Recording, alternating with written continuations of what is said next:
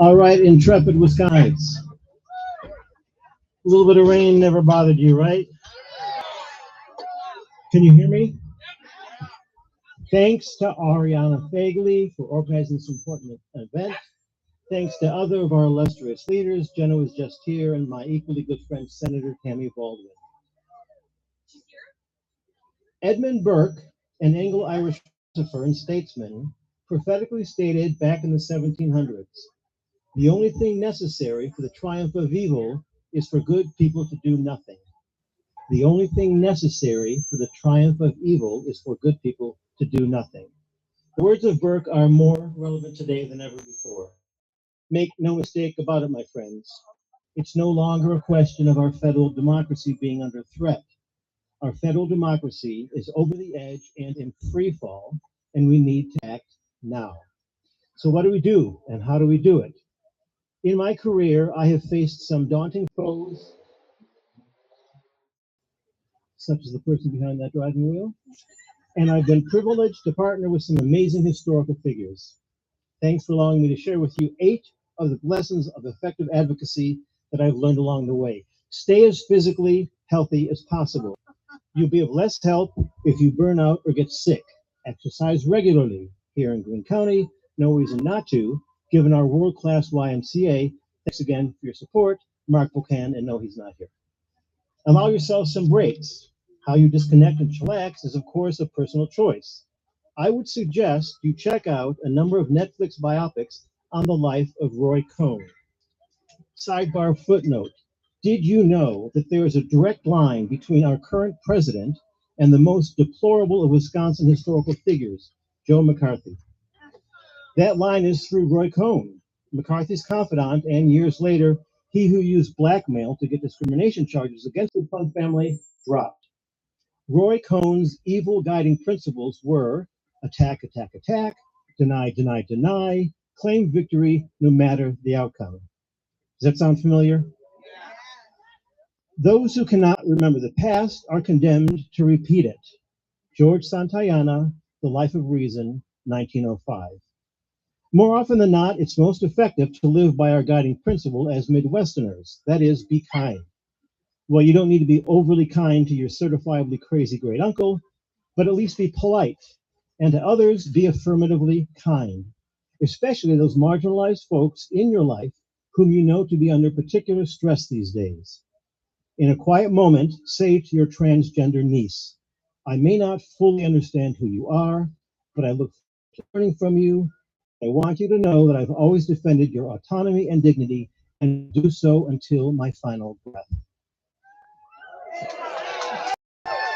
Let an undocumented immigrant neighbor know that you have their back, that you appreciate and respect their indispensable contribution to our economy. Try a bit of humor, which is, after all, the international cross-cultural language. I cannot tell you how many warm smiles and sincere camaraderie I have generated with my immigrant friends at the YMCA by greeting them with buenos dias and then launching, in broken Spanish, into a tirade of street vulgarities against Trump. How about influencing policy at the federal level?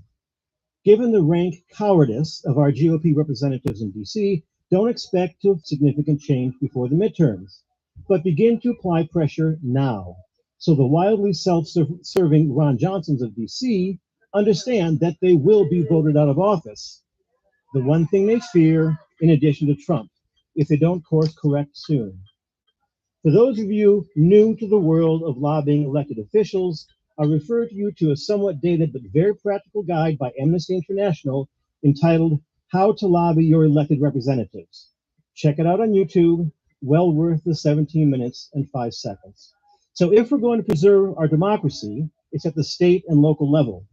Democracy in DC may be on life support until the midterms, but here in Wisconsin and here in Greene County, we will not let democracy die. Join me.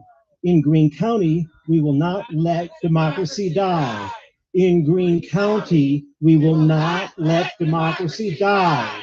In Greene County, we will not let democracy die.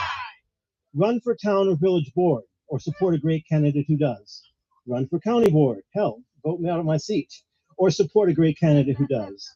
Support great local organizations working in these spaces, such as Greene County Dems and Greene County Roundtable. Now, a word about Susan Crawford. Critically, in the immediate term, support our eminently qualified candidate for the Wisconsin Supreme Court, Susan Crawford. There is no more important race in the state of Wisconsin or in the country as a whole. www.crawfordforwi.com www.crawfordforwi.com. The election is in like a month. Now, I know Susan personally. Her folks reside in Greene County. She is the real deal. As an attorney, former prosecutor, and now a circuit court judge, Susan Crawford has dedicated her life to upholding the law, protecting our Constitution, and improving public safety.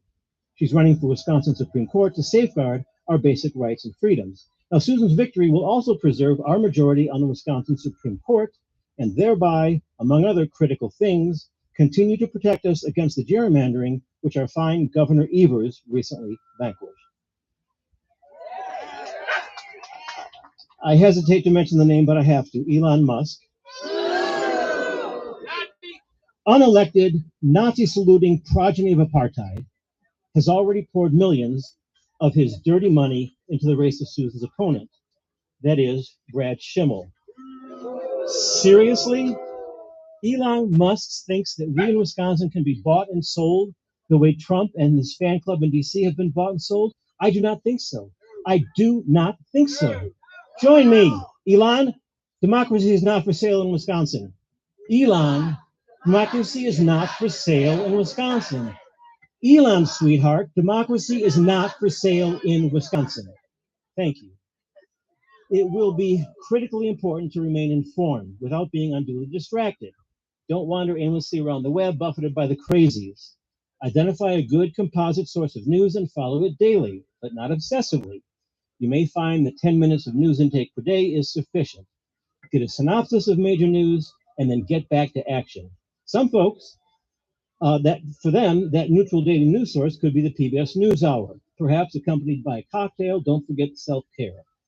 My neutral source of daily news synopsis is Heather Cox Richardson, an American historian and now a wide-awake blogger. I see some of you have heard of her.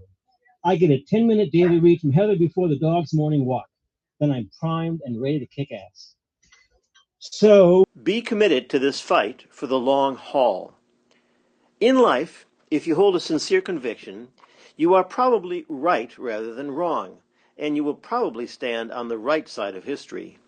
Your foes are probably motivated by something other than sincere conviction, fear, shame, or naked self-interest, and they probably suffer from a childish lack of attention span. You will outlast them. To the younger folks in the crowd, and I see a bunch of you, we need you. Start your activism now, supporting Susan Crawford and then canvassing toward the midterms. And vote like your democracy depends on it, as it does. So enough of my pontifications, 8 of them if you counted, and that's what I promised. What did famed anthropologist Margaret Mead say? Never doubt that a small group of thoughtful, committed citizens can change the world. Indeed, it's the only thing that ever has. So 2 closing remarks. Again, Edmund Burke, the only thing necessary for the triumph of evil is for good people to do nothing. By being here, you are already doing something. Keep up the good work. Thank you for your time and attention, by which I am deeply honored.